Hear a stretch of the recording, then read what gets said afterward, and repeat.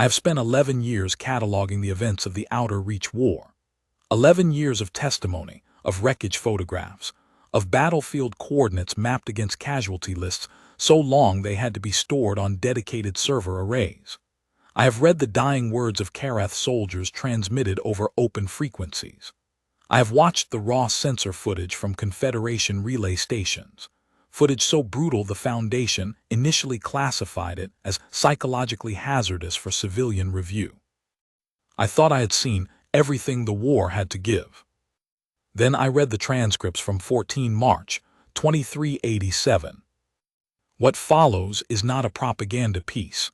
I want to be clear about that before you read a single word of this record. The Human Continuity Foundation has no interest in mythology building, and we have even less interest in making humanity sound like something it isn't. We are an archive. Our job is accuracy, not celebration. But I will tell you this, honestly, as someone who has spent more than a decade neck-deep in the worst documentation this war produced. What happened on 14 March was not normal. It wasn't normal by any military standard I have ever studied. It wasn't normal by Karath standards, Vethani standards, or Drenok Alliance standards. And it absolutely was not normal by the standards of the Gorath Collective, whose strategic models, later recovered from their command vessel wreckage, had calculated a 97.4% probability of total Karath Confederacy collapse within 72 hours of the Karath Prime orbital breach. The Gorath were wrong. By 5 hours and 43 minutes. Because at 03:17 Standard Time the humans arrived. What you are about to read is the assembled account of that day. I have gathered testimony from 46 witnesses across 6 species. I have cross-referenced every account with available sensor logs, medical records, and recovered Gorath tactical communications. I have tried, wherever possible, to let the people who were there speak for themselves. Some of what they describe is difficult to read. Some of it is difficult to believe. All of it is true. I stake my career and this institution's reputation on that. Read carefully. Read everything. And when you reach the end, when the last hour plays out and the silence falls over Karath Prime, ask yourself the question that every witness I interviewed eventually asked themselves. Where were they 4 years ago? That question doesn't have a clean answer. Nothing about this story does. But the story itself, the story is worth telling. Every word of it. Dina Vasquez, Senior Archivist, Human Continuity Foundation, 2391 CE. Entries recovered from personal storage device, authenticated 2388. Entry dated 9 March, 2387, 5 days before the breach. I haven't written in this journal in 6 weeks. I keep starting entries and then stopping. Not because nothing is happening. Too much is happening. I stop because I don't know how to write down what I'm seeing without it sounding like I've lost my mind, and I need whoever eventually reads this, if anyone reads this, to believe me. So let me start with something simple and work outward from there. My name is Save Orath. I am a lieutenant in the 3rd Karath Ground Defense Corps, currently stationed at Forward Operating Position Heron 9, approximately 40 kilometers south of Karath Prime's capital district. I am 31 years old. I have been fighting this war for 2 years and 4 months. Before the war, I was a structural engineer. I designed load-bearing systems for prefabricated colony housing. I was good at it. I liked the precision of it, the way a properly balanced load never had to fight itself, never had to strain, because everything was distributed correctly from the beginning. War is the opposite of that. Nothing about it is balanced. Nothing about it is distributed correctly. It's all strain and all collapse, and the only question is which part gives out first. Right now, I am genuinely unsure whether it will be the walls or the people inside them.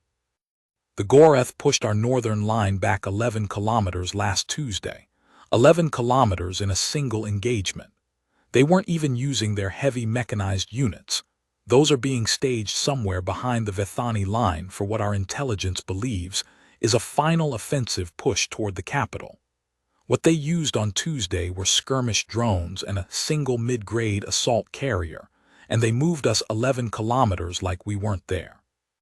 Commander Velik told us afterward that we held the line strategically, that the retreat was controlled, that we achieved our objective of forcing the Gorath to expend energy on a secondary position. I have been in enough briefings to understand when a commander is saying something because it's true, and when they're saying something because the alternative is telling a room full of exhausted soldiers that they got beaten by a fraction of the enemy's force, and it's going to get worse. It's going to get worse. I know this because I've been reading the intelligence summaries that Lieutenant Commander Fenn passes to me unofficially, partly because she trusts my structural assessment of the documents, and partly because, I think, she needs someone to share the weight with. The Gorath Collective has been executing what their internal communications, which our signals team has been partially cracking for 3 months, call the Karath Diminishment Protocol. It's not just a military campaign, it's a systematic dismantling. They're not trying to conquer Karath Prime, they're trying to end it. End the infrastructure, end the population centers, end the cultural continuity, so that even if the Confederacy technically survives, it survives as something so broken it can never be a meaningful force again. They have done this before. The Vethani lost their second moon colony this way. The Drenok lost their outer belt stations.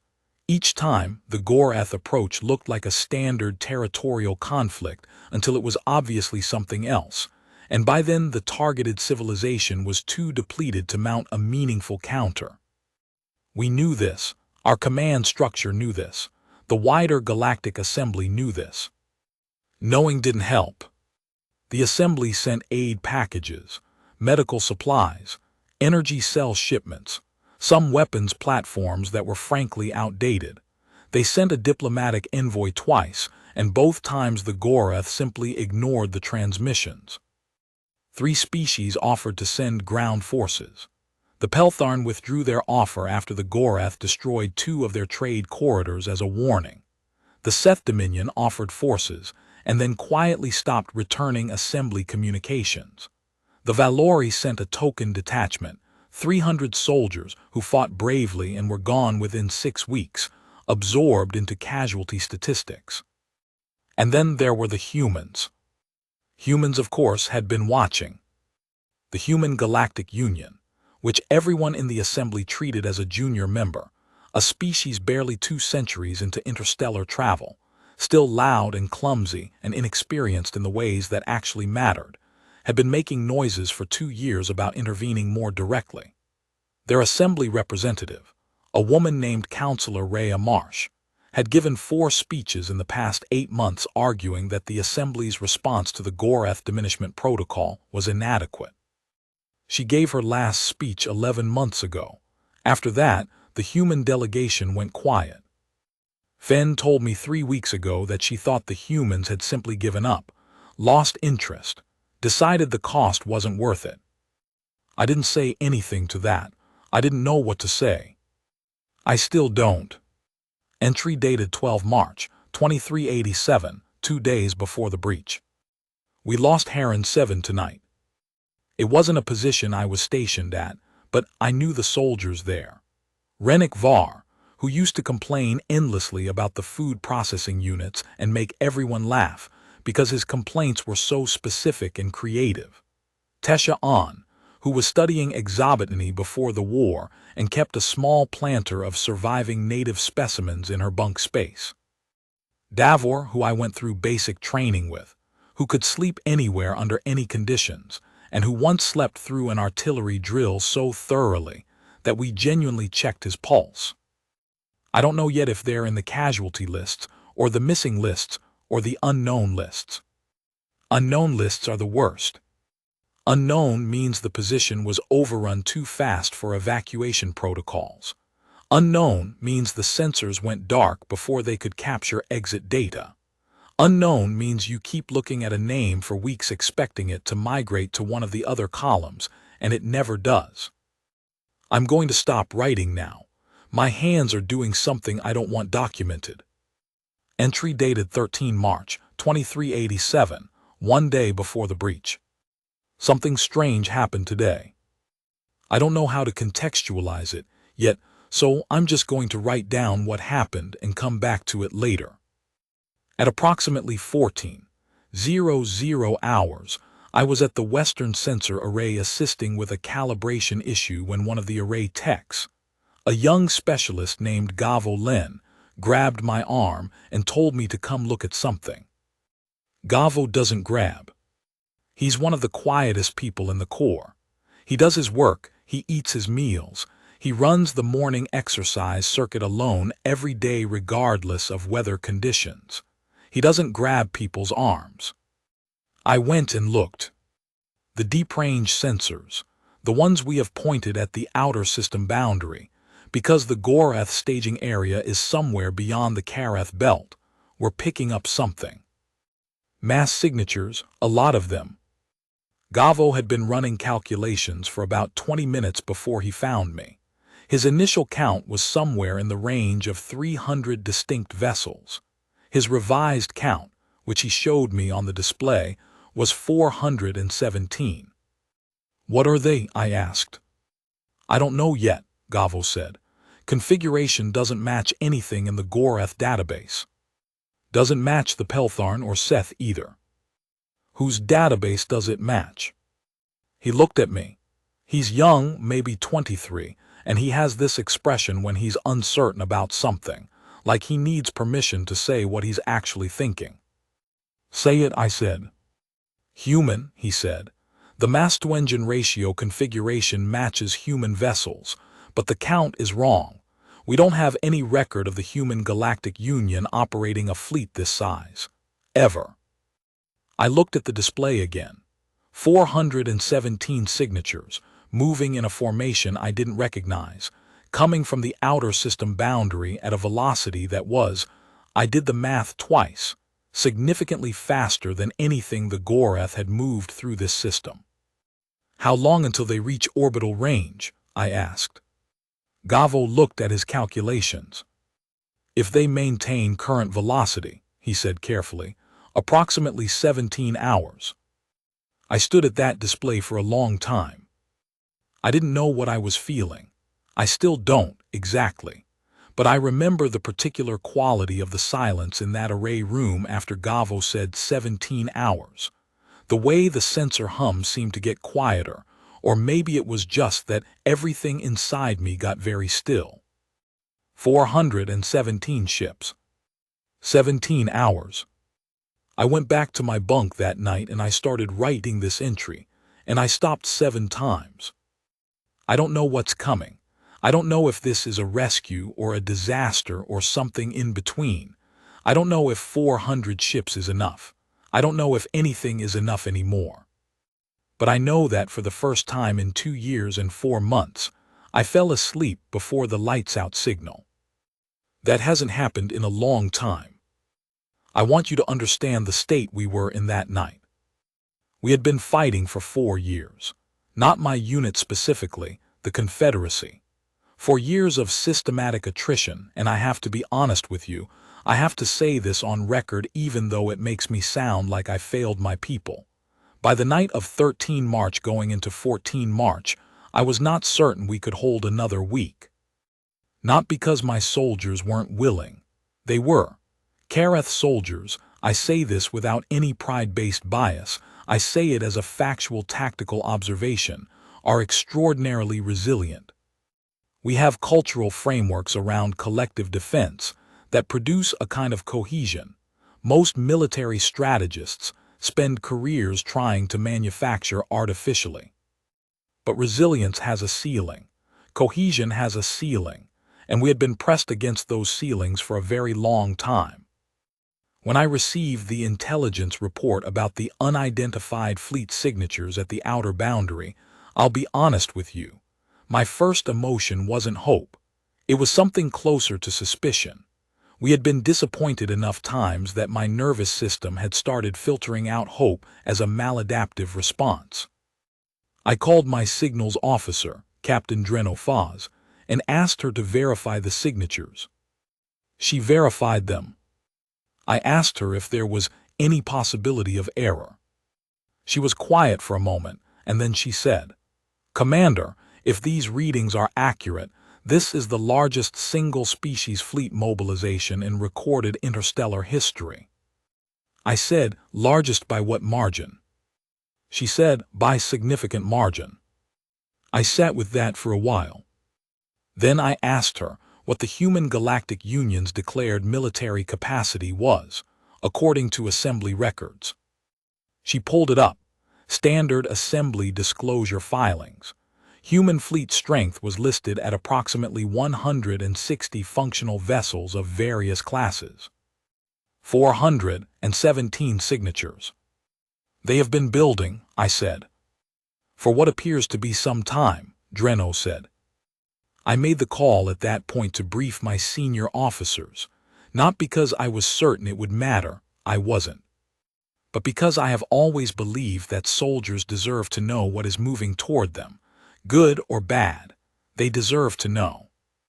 What I saw in the room when I told them, what I watched move across the faces of soldiers who had been fighting for years, soldiers who had stopped expecting good news the way you stop expecting rain in a drought. I don't have adequate language for that. It looked like something unlocking. I tracked them all night. After I showed Lieutenant Orath what I'd found, I didn't sleep. I stayed at the array station and I tracked them all night. I kept updating the count, kept running the trajectory projections, kept cross-referencing the configuration data against everything in our human vessel database, which, I should say, was not very complete. Human vessel specifications weren't considered high-priority intelligence because the humans weren't involved. Or we thought they weren't involved. The more I watched their formation, the more I started noticing things. The formation itself it didn't look like a standard approach formation.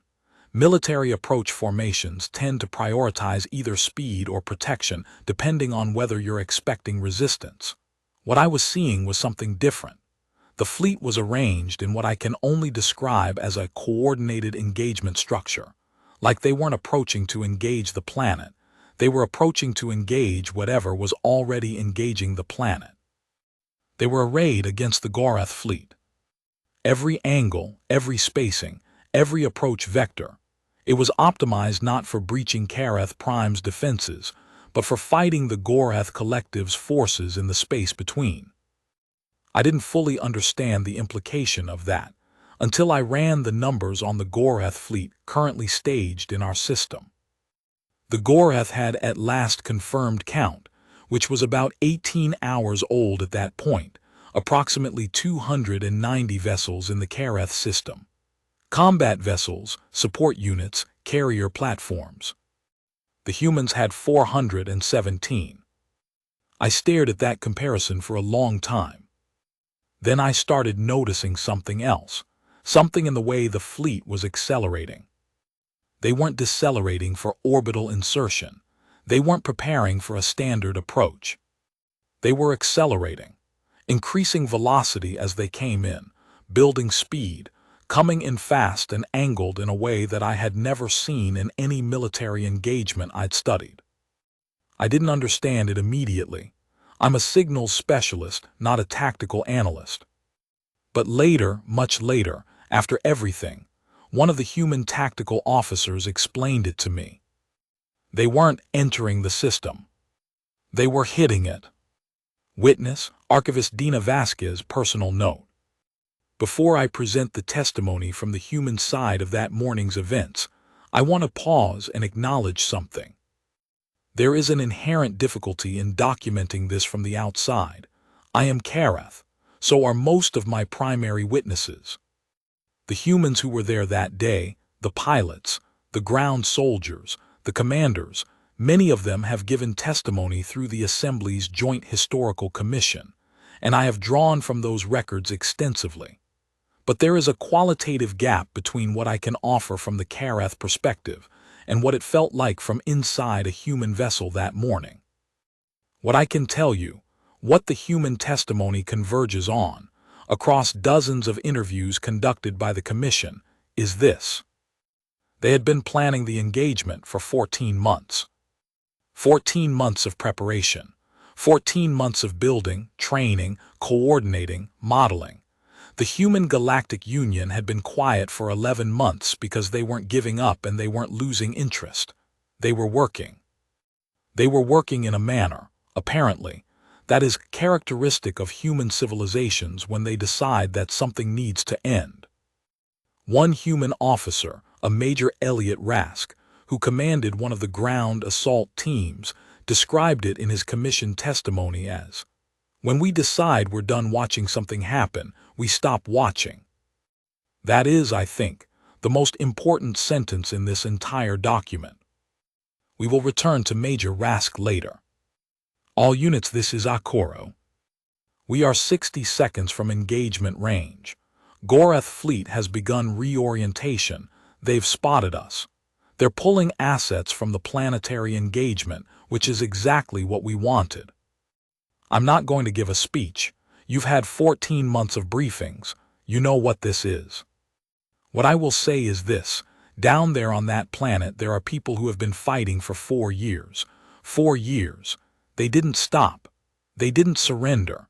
They held on against a force that was built specifically to make holding on impossible. We are going to make sure that what they held on for was worth it. All units engage on my mark.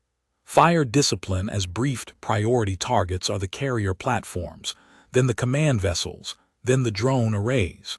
We want the Goreth command structure disrupted in the first 60 seconds. Their drones operate on a centralized intelligence relay.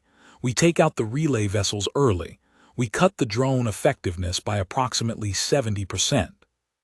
This is what we trained for. Mark. Goreth fleet has completed partial reorientation.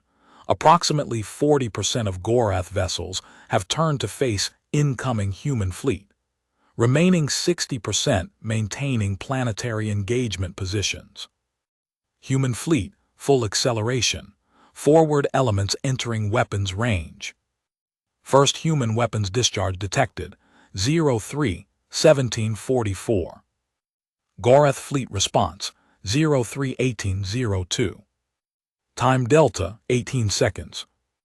Testimony Lieutenant Commander Yeva Shim, HGU Tactical Analysis Division. Joint Commission Historical Archive, 2389. The first minute and a half was ours entirely. I don't mean that to sound arrogant. I want to be clear about that. I mean it as a purely technical observation. In the first 90 seconds of engagement, the Goreth fleet was responding to something they had not modeled for. Their targeting systems were built around engagement velocities that fit within a certain range. Every species they had fought before moved within that range, because every species they had fought before was playing by the same general rulebook that the Goreth had spent centuries studying. We didn't know their rulebook existed until we started analyzing their engagement history 2 years ago. When we figured it out, Admiral Akaro made the call that we weren't going to play from it. So we came in fast, faster than they expected, faster than their automated systems could cleanly track. And in those first 90 seconds, while they were recalibrating, we had uncontested weapons fire on their fleet. We took out 7 carrier platforms in the first 90 seconds. 7. The Goreth had 17 carrier platforms in the Kareth system. A carrier platform is essentially a mobile weapons installation and drone relay node combined. It's the backbone of the Goreth's drone assault capability. You lose a carrier platform, you lose the drone coordination it's running. The drones don't stop, but they shift from coordinated tactical units to essentially autonomous scattered units, which are much less effective. 7 carrier platforms in 90 seconds. I watched it on the sensor display. I was sitting at my station on the Relentless, watching the combat readouts, and I saw those 7 signatures go dark in under 2 minutes, and I remember thinking, this is what it looks like when you hit something that didn't see you coming. Then the Goreth adapted. I need to be honest about that too, because the human tendency when we tell this story is to make it sound clean and inevitable. It wasn't. After those first 90 seconds, after the Goreth systems recalibrated, they started fighting back. And the Goreth are very good at fighting. The next 40 minutes were brutal. I was in the engine room during the main fleet engagement. I didn't see anything on sensors. I just heard it. When you're in an engine room during a combat engagement, you hear the ship. You hear what it's doing and what's being done to it. You feel it. The Meridian strike took 3 direct hits in the first hour. The first one knocked out our port stabilizer array and sent everyone in the engine room into the walls. The second one ruptured a coolant conduit. The third one, I don't know exactly what it hit, but the sound of it was different. Not just impact, something structural. Chief Engineer Padma Osai, best engineer I've ever worked with, calm in a way that makes everyone around her calm, looked at the damage display after that third hit and said, very quietly, reroute primary power to forward shields, seal coolant section 4, and somebody get me a patch kit for that junction. She didn't panic, nobody panicked, we just worked. I want to tell you about the ship, not because the ship was important in the historical sense, but because the ship is what I remember. The ship was real. The history happened on other levels, sensor displays, command decisions, tactical outcomes. What happened for me was the ship. What happened was the smell of scorched coolant, and the sound of hull stress and Chief Osai's voice staying completely level, while the Meridian strike was doing things she was never supposed to have to do. We were still fighting when the battle ended. I know that. Afterwards, someone told me we were in the engagement for 4 hours and 57 minutes before the Goreth Fleet Command Vessel broadcast their cessation signal. I didn't feel those hours. I was just in them. I should tell you what it looked like from the ground. Actually, I should tell you what it sounded like first, because the sound came before anything visual. At approximately 03:45, there was a change in the orbital bombardment pattern. The Goreth had been running a sustained bombardment of the capital's northern defensive perimeter for about 6 hours, a measured, grinding thing designed to collapse the defense line incrementally. Very characteristic of Goreth doctrine, which prefers attrition to shock. At 03:45, the bombardment became erratic. I was in the forward trench system with a squad of 12 soldiers. We'd been managing a drone incursion at our eastern boundary, automated Goreth units, not coordinated, just probing. Standard pressure operation. We were handling it. Then the bombardment changed. Instead of the regular rhythm, impact, pause, it became uneven. Impacts clustered and then stopped. Clustered again and then stopped again.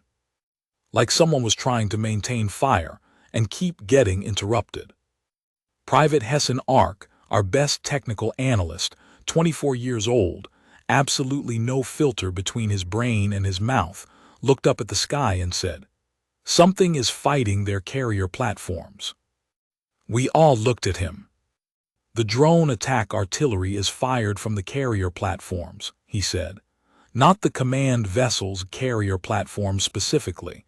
If the fire pattern is disrupted, something is disrupting the platforms, which means something is up there." I looked up. You can't see individual vessels with the naked eye. The Kareth system has too much atmospheric interference for that, but you can see light. You can see energy discharge. And at 03:45, the sky above Kareth Prime began doing things it hadn't done in 4 years. Flashes, long sustained lines of light that weren't bombardment comes down. These went sideways, horizontal, orbital. Combat fire. Something was fighting the Goreth fleet. In the trench, I watched my soldiers watch the sky. I watched the change move through them. Not just relief, something more complicated than relief. Like a door opening in a wall you'd forgotten wasn't permanent. Corporal Rena Voss, who is one of the steadiest people I have ever served with, who does not show emotion in tactical situations as a matter of personal discipline, reached out and grabbed my arm. She didn't say anything. She just grabbed my arm and held on. That was 03-47, 14 March 2387. I remember it more clearly than almost anything else I've experienced in 2 years of combat. Witness, Commander Celia Velik. When my sensor officer told me the orbital bombardment pattern had destabilized, I understood immediately what it meant. Not the full scope of it. I didn't have the sensor range to see what was happening in orbital space, but I understood that someone was engaging the Goreth fleet. I gave the order at 04:00 hours to push forward on the western defensive line. I need to explain why that decision was significant. For 6 months, the western line had been entirely static. We had been unable to push forward because any advance would expose our troops to orbital fire support from the Goreth carrier platforms. Standard Goreth doctrine uses orbital fire to pin ground forces while the land units maneuver. We had been pinned for so long that the western line had become, psychologically, a kind of horizon, a limit we had stopped expecting to cross. At 04:00, with the orbital fire support disrupted, that horizon moved. My soldiers advanced 2 kilometers in 40 minutes. 2 kilometers. Ground that had cost us more casualties than I want to calculate. Ground that we'd been looking at for months. We crossed it in 40 minutes because the thing that had been holding us to the spot was suddenly not holding us anymore. The Goreth ground forces, and this is something I want the record to reflect, the Goreth ground forces were still formidable. They didn't collapse. Their land units are well-trained, well-equipped, well-commanded. They adapted quickly to the loss of orbital support and fell back into defensive positions. But they fell back. For the first time in 4 years, the Goreth were falling back on the ground at Kareth Prime. Field Log Sergeant Myra Penn, 7th Kareth Mechanized Unit. Recovered and authenticated 2388. My unit crossed the Heron River at 05:22. I want you to understand what the Heron River means.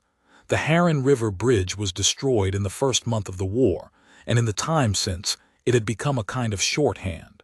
Far as the Heron meant as far as we could possibly get, as far as the war would let us. People used it in casual speech. I'm not going further than the Heron meant you'd reached your limit. It was that kind of marker. We crossed it at 05:22 in 3 armored carriers, engineers floating a temporary span, the whole crossing taking 8 minutes under light fire from Goreth rearguard units. 8 minutes. I crossed the Heron River in 8 minutes, a thing that had been the edge of the world for 4 years. On the other side, I got out of the carrier and stood on the ground for a moment. Just stood there. The bridge was still creaking behind us. The temporary span wasn't built for heavy vehicles, and it complained about everyone. Ahead of us was the recaptured zone, everything the Goreth had held, and beyond that the ruins of everything they'd taken. Someone else got out of the carrier. It was Private Chow Ven, who'd been in my unit for 8 months and who is 20 years old, which means he was 16 when this war started. He stood next to me looking at what was ahead of us. "We're on the other side," he said. "Yeah," I said. He didn't say anything else, neither did I. We got back in the carrier and kept moving. Joint Commission Historical Archive, 2389. The ground component of the operation was a secondary objective. I want to be clear about that because sometimes the way this is told, particularly in the popular accounts, suggests that we were primarily a ground force that also happened to have a fleet support element. It was the other way around. The fleet engagement was the primary operation. The Goreth's power in this system came from their space-based assets. Take away those assets and their ground forces, while capable, were operating without their most decisive advantages. Our job was to make sure that the transition, the window between when the Goreth fleet started losing capability and when the Goreth ground forces realized their support structure was compromised, was covered. That window could have been used by the Goreth Ground Command to execute scorched earth contingency operations. We'd analyzed their doctrine enough to know they had those contingencies. They had done it at other contested sites. When they couldn't hold something, they made sure nobody else could use it either. We were there to prevent that. My division dropped into the capital district at 04:30 via rapid atmospheric insertion. 600 soldiers across 12 drop zones, all within a 4-kilometer radius of the capital's government and infrastructure district. I want to be accurate about the insertion because it's been described various ways, and some of the descriptions are inaccurate. It wasn't invisible or silent. Atmospheric insertion vehicles make a significant amount of noise and light during entry. There were people on the ground, Kareth civilians in the fortified shelter complexes below the capital, who later described it as looking like the sky was falling in pieces. I've heard that description, and I've always thought it was actually a better description than anything tactical I could offer. We hit the ground and we moved. My platoon's objective was the Eastern Power Relay Complex. Intelligence had flagged the complex as a potential Goreth denial target, something they'd blow up on their way out to prevent Kareth Prime from restoring power to the capital district. Standard denial operation methodology. A city without power is very difficult to defend and even more difficult to recover. We reached the complex at 04:47. There were Goreth security forces in the complex, 8 units, well armed, entrenched in good defensive positions. They had explosive charges placed on the 4 main relay junctions. The charges were armed. The charges had timers running. I have 43 seconds of helmet camera footage from the entry of that complex. 43 seconds. That's all the footage I have from what I remember as about 12 minutes of intensive work. Helmet cameras don't capture everything. They capture what you're directly facing at a given second, and most of what I was facing in those 12 minutes was the floor or the wall or the specific 2-meter space directly in front of me. What the footage doesn't capture: Specialist Kira Tanaka getting to the first junction and defusing the charge in 11 seconds while taking fire from Goreth units 6 meters away. What the footage doesn't capture: Corporal James Obi dragging Specialist Tanaka to cover after she was hit while working on the second junction, and then finishing the defuse himself while she directed him through the procedure, because he hadn't trained on that specific charge type. What the footage does capture is me, at 04:53:07, standing at the 4th junction after the last charge was cleared, looking at a relay hub that was still intact, still functional, still able to deliver power to approximately 2 million Kareth civilians in fortified shelters who had been on emergency battery backup for 6 days. I'm not going to describe my exact expression in that footage, but I'm not ashamed of it. Witness, Major Elliot Rask continued. The ground operation ran for 3 hours and 17 minutes. 12 objectives across the capital district. Power relay complex, communications hub, water processing plants, Goreth denial targets all. We cleared and secured 11 of the 12.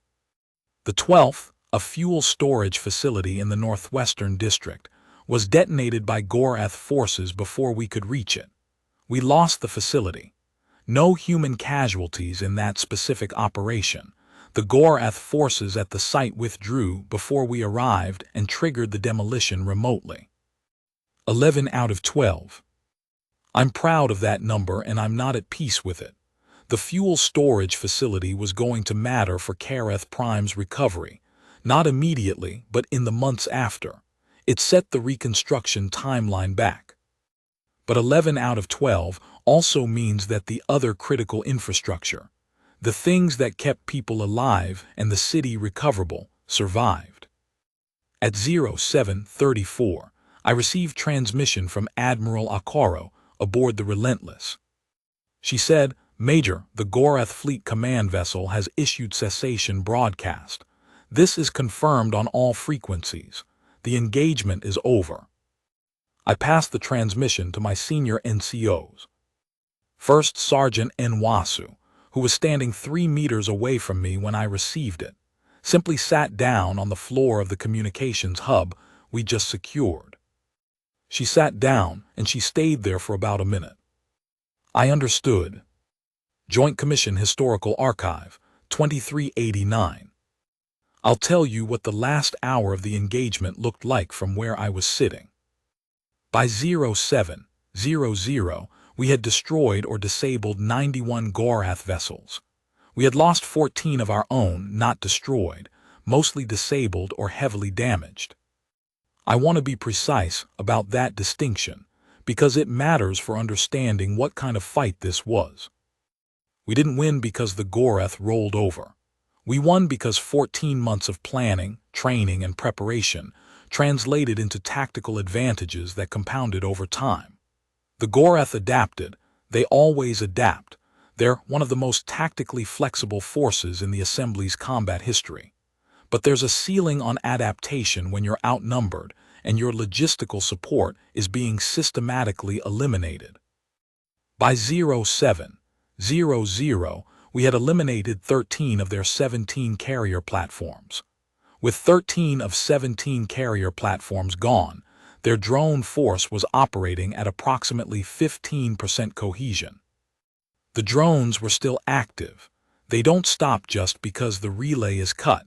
They go to last known assignment protocols. But they were no longer the coordinated tactical weapon they were designed to be. Their command vessel, a collective-class command ship, designation Gorath Paramount, had been my target from the beginning. Not destruction, damage. Specifically, damage to their communications array and their tactical processing core. I want to explain the reasoning behind that, because it's been mischaracterized in some accounts. The Gorath Collective makes military decisions through a distributed command consensus model. It's not a single commander making calls. It's a network of commanders in constant communication, collectively processing tactical data and generating responses. It's actually a very sophisticated system, very effective, in most circumstances. Its vulnerability is the communication layer. If you degrade the communication quality between the nodes, not eliminate it, but degrade it enough that the consensus process becomes slow and unreliable, you effectively make the collective command model work against itself. Decisions that should take 2 minutes take 20. Updates that should be real-time arrive with lag. The system keeps running, but it starts running behind the tempo of the engagement. We targeted the Gorath Paramount's communications array at 0515. The first 2 attempts didn't achieve the required effect. The Paramount was running countermeasures and had 3 escort vessels doing active point defense on its communications infrastructure. Impressive. They knew what we were trying to do. The third attempt succeeded at 0647. At 0703, the Gorath fleet engagement tempo began slowing. Visibly. On the tactical display, you could see the difference. Response times lengthening, coordination gaps opening, units that should have been covering each other's withdrawals failing to do so. At 0751, the Gorath Paramount opened a transmission channel. The transmission was addressed to me directly by name. I have since thought about that detail. They knew who I was. They had done their intelligence work. They were communicating with me the way one commander addresses another. That mattered to me. I'm not certain why, but it did. The voice on the transmission was calm, not angry, not desperate, just measured. Admiral Akoro, this is Fleet Commander Vorath of the Gorath Collective's 3rd Expansion Force. I am transmitting cessation request on standard frequencies. requesting a pause in active engagement for terms discussion. I looked at my tactical display. Our fleet was in a commanding position. The Gorath, even with their remaining vessels, were not in a position to resume offensive operations at Kareth Prime within any strategic timeframe I needed to worry about. I said, Fleet Commander Voreth, this is Admiral Akoro. Cessation acknowledged. Stand down all active weapons systems. Withdrawal to outer system boundary to be initiated within 2 hours.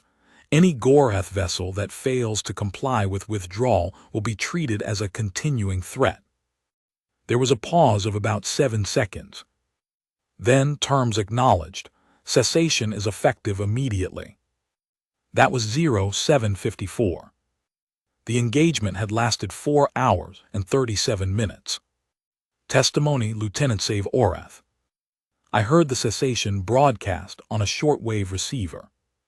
We'd captured one from a Gorath unit earlier in the morning. Their shortwave operates on different frequencies from ours, but we had a modification kit for exactly this, because signal intelligence was something we'd gotten very good at out of necessity. Gavo Len had built the modification kit himself from salvaged components. Gavo was sitting next to me when the broadcast came through.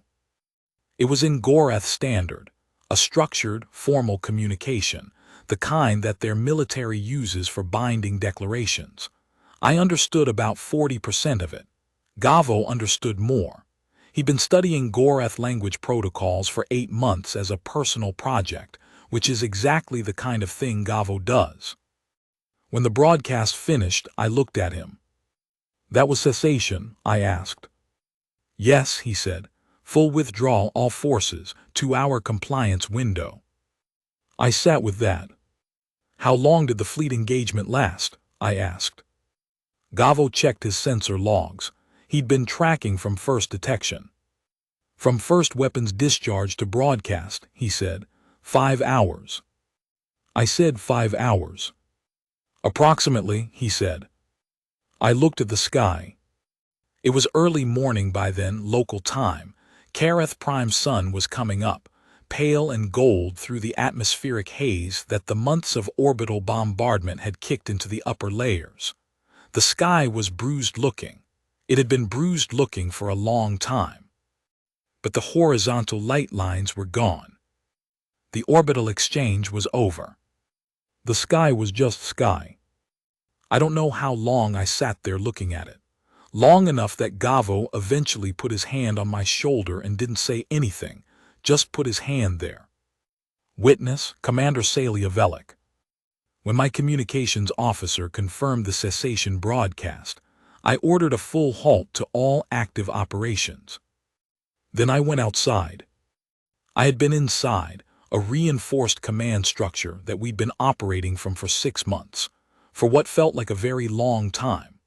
I stepped outside into the early morning, into air that smelled like smoke and dirt, and something I couldn't identify that turned out to be the coolant residue from a Gorath atmospheric craft that had come down 3 kilometers east of us during the night. My senior staff came out with me. We just stood there. One of my officers, Major Dave Olfa, who is not a sentimental person, and who I have never seen display open emotion in a professional setting in 2 years of working closely with him, stood next to me and looked at the sky for about 2 minutes. Then he said, 4 years. I said, yes. He said, they did it in 5 hours. I thought about what to say to that. There were a lot of things to say. About strategy, about preparation, about the difference between a force that built specifically for this engagement versus a force that had been grinding through a long attrition campaign. About how the 5 hours only worked because 4 years had created the conditions for it to work. But that's an analysis document, and in the moment, standing outside in the first morning after 4 years of war, I didn't want to give an analysis. I said, yes, they did.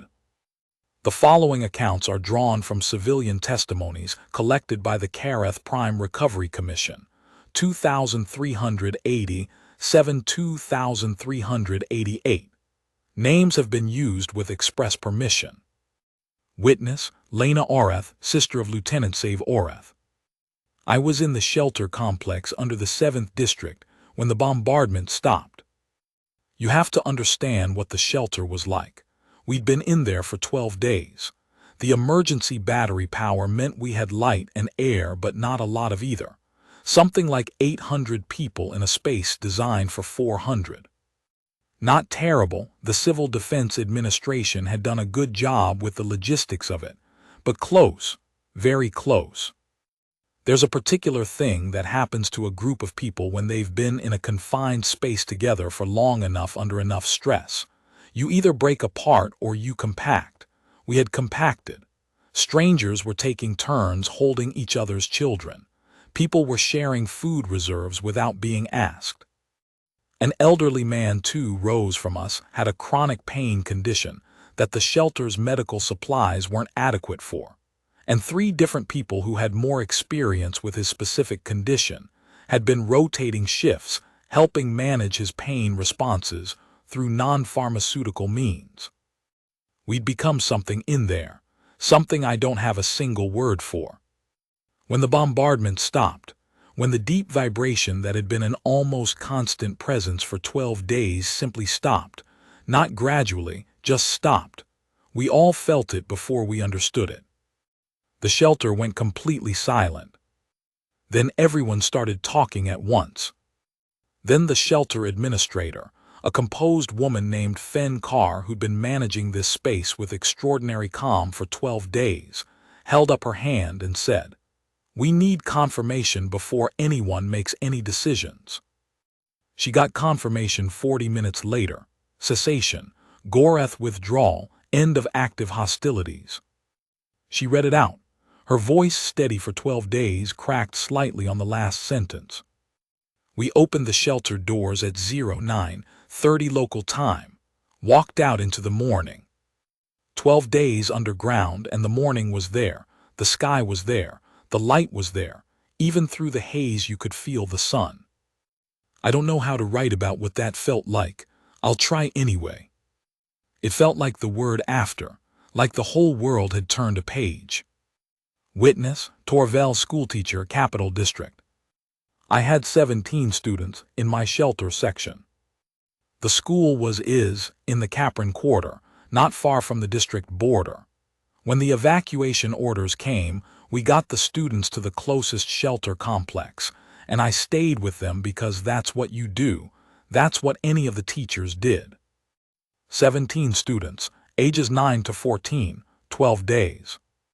Children adapt in ways that are hard to predict and sometimes hard to watch. Some of them became very quiet. Some of them became very active, almost restlessly so, as if stillness was intolerable. One of my oldest students, a 13-year-old girl named Pella, who had been one of the most academically driven students I'd taught, spent most of the 12 days teaching the younger children games she invented on the spot. She was extraordinarily good at it. She kept them occupied. She kept them, I think, partly protected from the weight of what was happening outside. When the cessation was announced and we began preparing to exit the shelter, Pella helped me organize the students for the exit.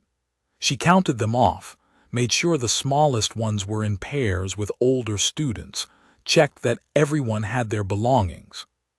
I said to her, "You did a remarkable thing in there." She looked at me with an expression I still haven't fully figured out. She said, "Someone had to."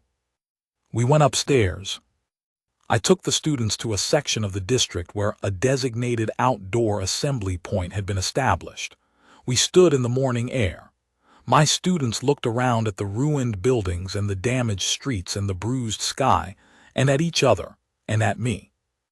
The youngest student, a 9-year-old boy named Callow, who'd spent most of the 12 days asking questions that I answered as honestly as I could, looked up at me. "Is it over?" he asked. I looked at the sky. "The fighting is over," I said. "The rest of it takes longer." He seemed to think about that. "But the fighting part," he said. "The fighting part is over." "Yes," I said, "the fighting part is over." He nodded, like that was enough for right now. Like he understood the distinction and was willing to accept the part that was finished as a foundation for the part that wasn't. Kids are sometimes wiser than we give them credit for. I spent the hours after cessation walking through the Capital District. I want to be careful about how I write this, because there's a version of this account that can become self-serving in a way I'm not comfortable with. The human military achieved something significant on 14 March. I'm not going to pretend otherwise. But I walked through that Capital District, and what I saw was 4 years of damage. 4 years of what the Goreth Diminishment Protocol does to a place and to people, and none of that damage was undone by 5 hours of combat. Buildings don't rebuild themselves. Infrastructure doesn't repair itself. And most importantly, people who died over 4 years of this, they don't come back. I walked through the district and I saw Karath soldiers coming up from forward positions. I saw civilians emerging from shelters. I saw the first civil defense engineers beginning to assess structural damage, picking their way through rubble with scanning equipment, marking things as stable or unstable. I saw a Karath soldier and a Karath civilian standing in the middle of what had been a main street, both of them looking at a building that had partially collapsed, and neither of them saying anything. I stayed out of that moment. It wasn't mine. But I walked past, and after I passed, I heard the civilian say something. I don't speak Karath, so I don't know what they said. The soldier put their arm around the civilian's shoulders. That's the moment I remember most from that morning. Not the fleet engagement, not the secured objectives, not Admiral Okoro's voice on the cessation notification. A soldier and a civilian standing in front of a ruined building. Witness Admiral Karin Okoro. Someone asked me, in the commission testimony, whether I felt pride after the engagement. I thought about it for a while before answering. Pride is complicated in this context. We did what we set out to do. We planned carefully, we executed well, we made decisions under pressure that held up, and the outcome was what we needed it to be. In that narrow sense, mission accomplishment, yes. There's a satisfaction to that. But I spent 14 months planning this operation.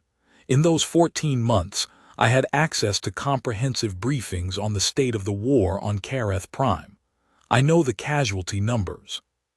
I know what 4 years of the Goreth Diminishment Protocol cost in Karath lives, in Karath infrastructure, in the part of a civilization that doesn't appear on any reconstruction budget. The cultural memory, the accumulated continuity, the children who grew up knowing only wartime. We could have intervened earlier. We chose not to, for reasons that I understand from a strategic and political standpoint, and that I have also wrestled with personally for a very long time. I'm not going to litigate that decision here. There are people better positioned than me to make that argument. What I'll say is that the question stays with me, and I think it should stay with me, and I think it should stay with us as a species. We came when we came. We did what we did. The outcome on 14 March was what it was. Whether we came at the right time. I don't have a clean answer to that.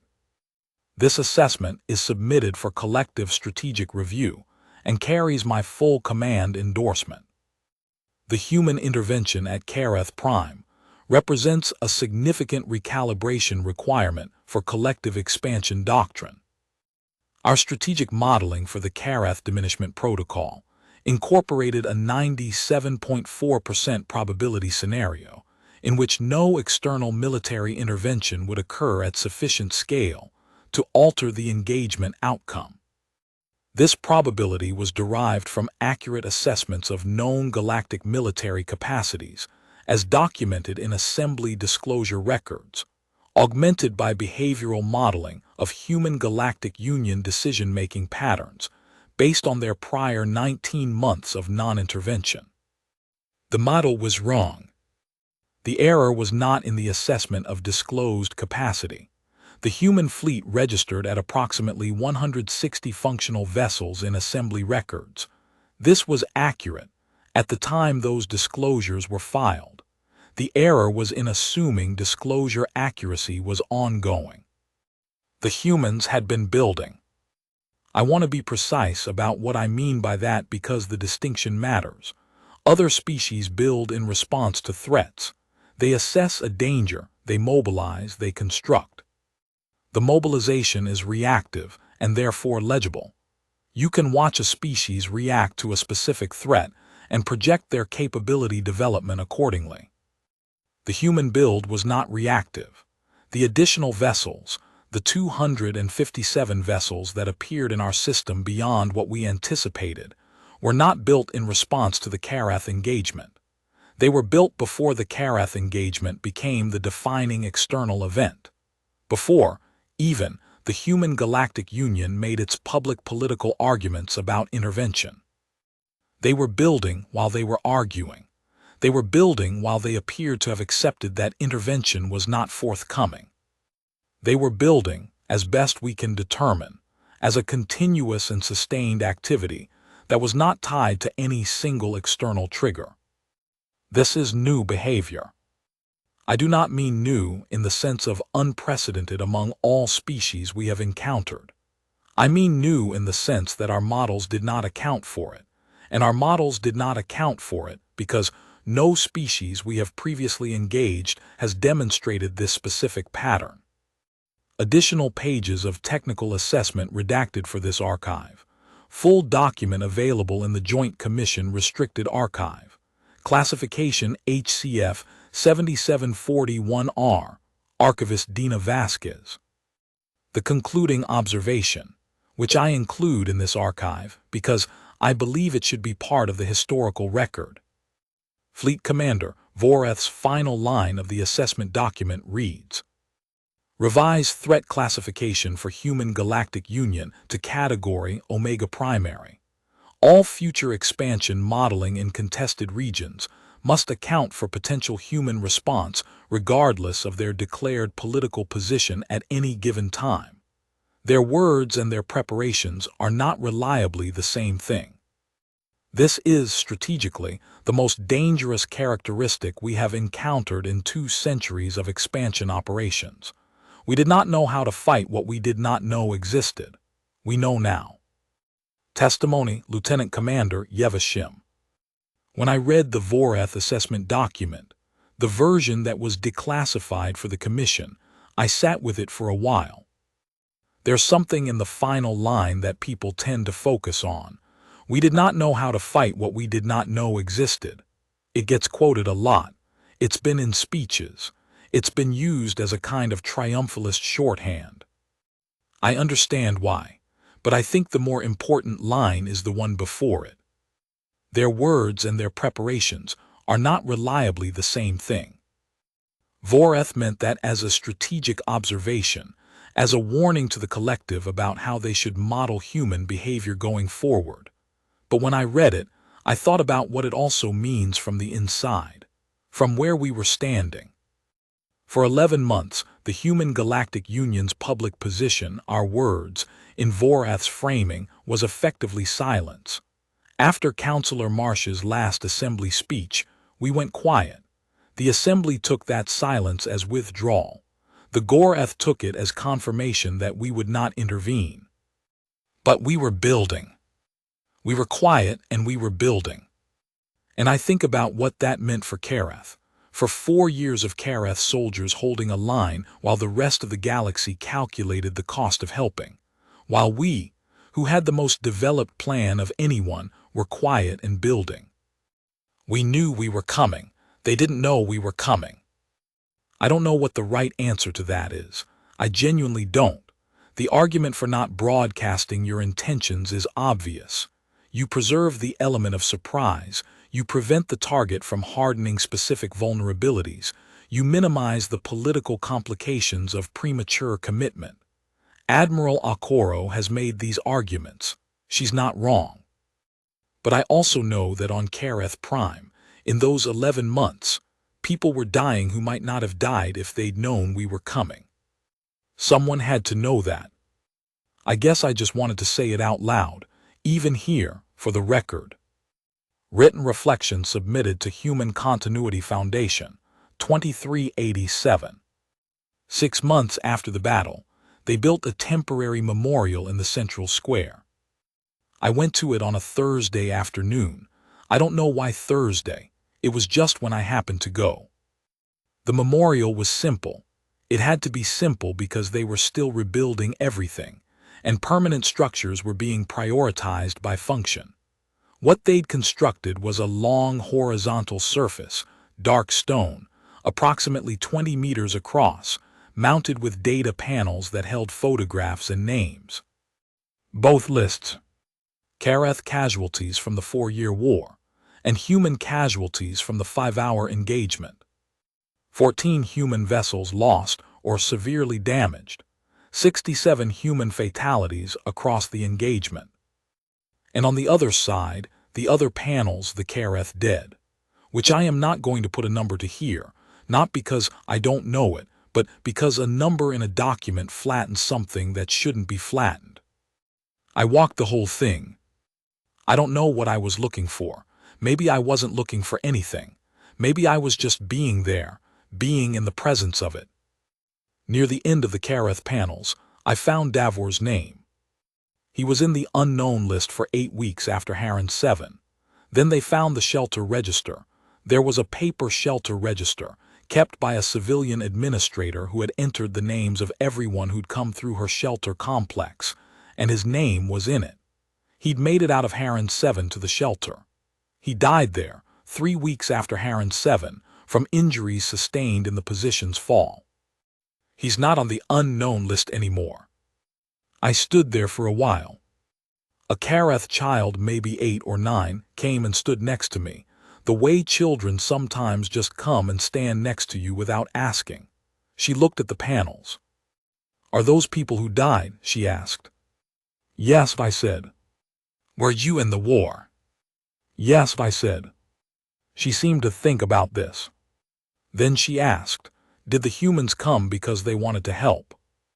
I looked at her. That's such a direct question.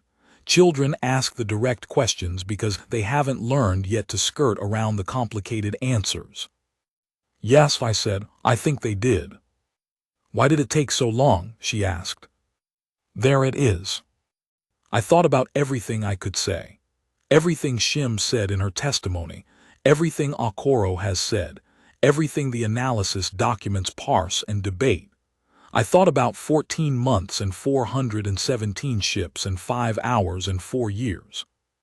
"That's a complicated question," I said. She looked at the panels. "Okay," she said, "then, are we safe now?" I looked at the sky. Kareth Prime's sky, which is genuinely beautiful when you can see it clearly. Which we could mostly now. The upper atmospheric particulates were dispersing. It was taking time, but they were dispersing. "Safer than we were," I said, "and we have to keep working at it." She thought about that. "My mom says that too," she said, "about most things." She walked away to find whoever she'd come to the memorial with. I stayed a while longer.